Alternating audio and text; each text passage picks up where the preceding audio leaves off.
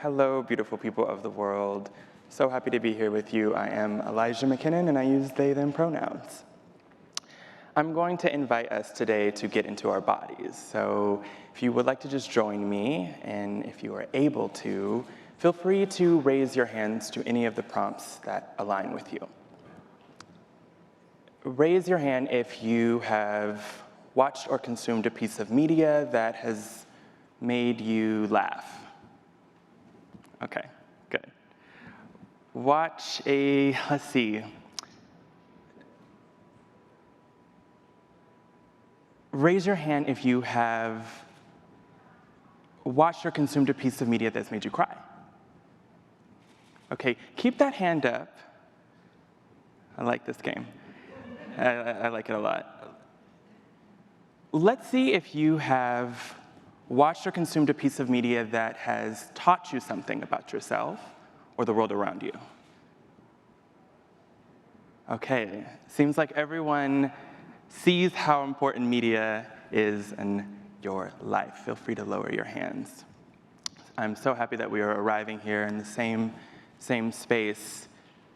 So, for me, I was raised by a dynamic Black woman. She was tender, yet powerful, jovial, but diligent, and she really was the blueprint for the executive diva that stands here before you, right? Yeah. As a partnerless parent for a very inquisitive preteen, she taught me so much about the world. She used film and TV and the arts to build a bridge to so many faraway lands.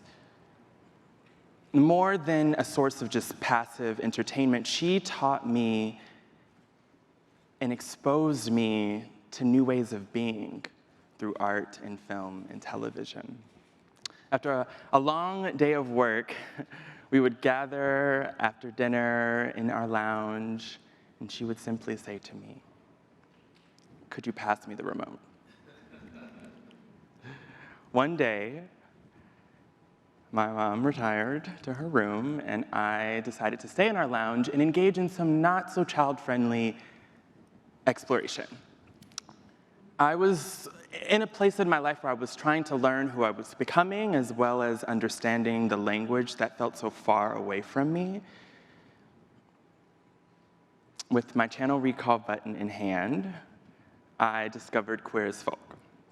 Now, I'm not sure if you're familiar with that particular program, but it is a bit more of an audacious LGBTQ+ representation than the commonly found Will and Grace and Queer Eye for the Straight Guy that plagued my screen at the time. I was exposed by her. She caught me. And from that moment, it was so terrifying because there was a part of me that knew who I was becoming but didn't have the language. And what she did was create a bridge. What could have been incredibly shaming was an opportunity for me to get closer to a language that felt so foreign. I never got the chance to come out to my mother as queer or non-binary, but today I stand before you incredibly proud at the way in which she was able to navigate and build the bridge for me.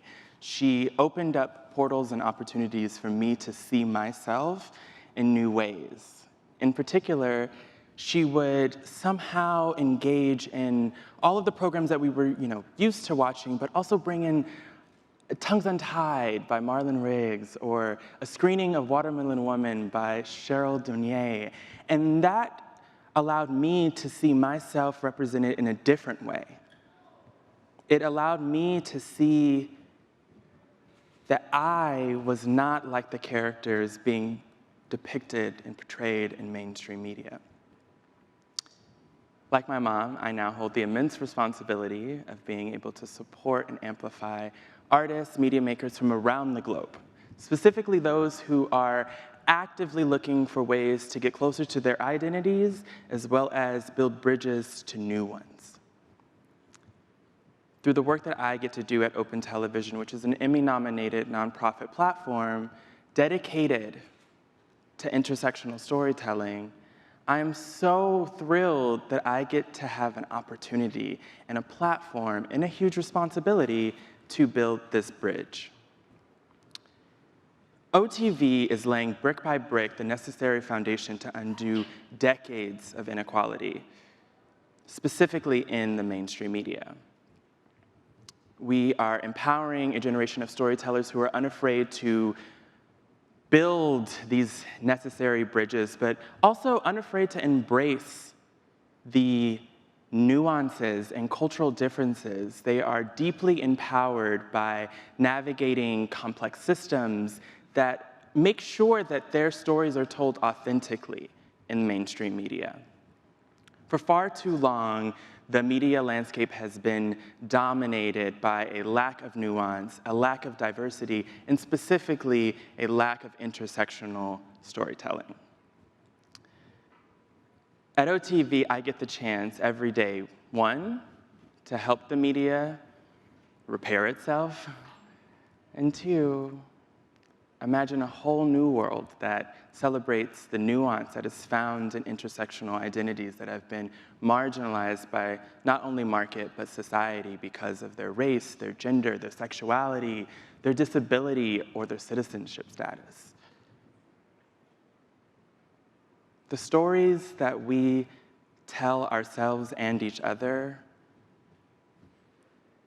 hold critical narrative power.